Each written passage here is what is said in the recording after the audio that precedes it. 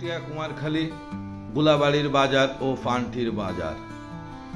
আমরা কুষ্টিয়া কুমারখালী থেকে রওনা করেছি। আমাদের সামনে সর্বপ্রথম গুলাবাড়ির বাজার, এটাই শুরু হলো। আপনারা ভিডিওটি না টেনে শেষ পর্যন্ত সঙ্গে থাকবেন। গুলাবাড়ি ও পান্ঠির বাজারের কিছুটা ধারণা আপনাদের মাঝে তুলে ধরব এবং দেখাবো। এই গুলাবাড়ির বাজারটি আর পান্ঠির বাজারের মাঝখানে একটি নদী আছে, সেই নদীতে একটি ব্রিজ আছে। ব্রিজের এ পাশটা এই গুলাবাড়ির বাজার বলে, আর ওই পাশটা পান্ঠির বাজার বলে। আমার ধারণা দুটি মিলেই পান্ঠির বাজার।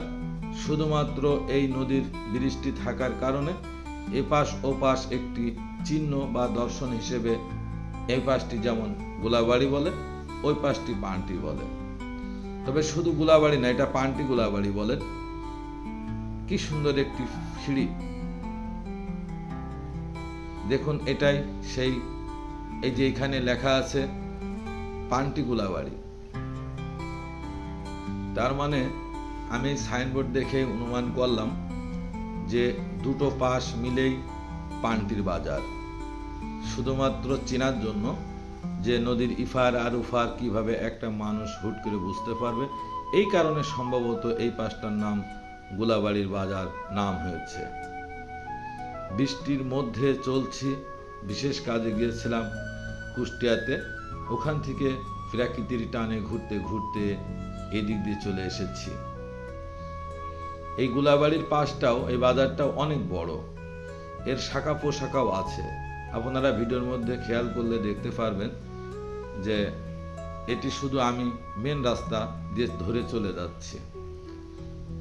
তাই ডানে বাই আপনাদের যতটুকু সম্ভব এই ভিডিওর মধ্যে দেখানোর চেষ্টা করব বা দেখতে পারবেন আপনারা। সামনেই সেই নদীর ব্রিজটি।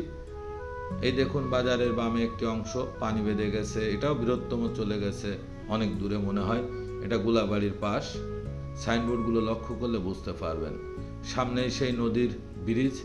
এই ব্রিজটির পারেও বৃষ্টির কারণে হয়তোবা হাট বসে গেছে। অনেক মানুষ অনেক কিছু বিক্রি করছে এখানে। আর সামনে যে অংশটিতে আমরা প্রবেশ করব, এটাকে পান্ঠির বাজার বলে।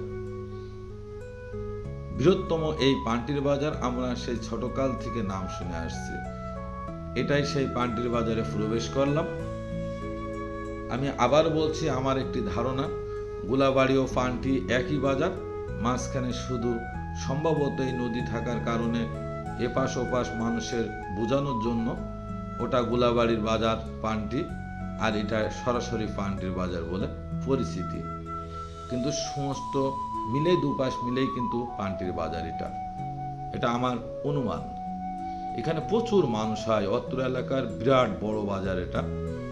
এর বিভিন্ন শাখা বেশাখা আছে, ভিতর দিয়ে চলে গেছে। আমরা শুধু মেন রাস্তা দিয়ে চলে যাচ্ছি, যেহেতু বিকাল হয়ে গেছে, বর্ষার দিন। আমি আর একদিন এই পান্ঠির বাজারটি ভিতরে, এই দেখুন সড়ক অনেক দূর, অনেক দোকান, ডানি বাই এভাবে সড়ক আছে।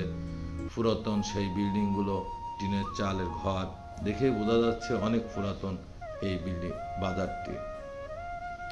আপনারা এমন সুন্দর সুন্দর ভিডিও উপভোগ করার জন্য আমার চ্যানেলটিতে অবশ্যই অ্যাক্টিভের সঙ্গে থাকবেন।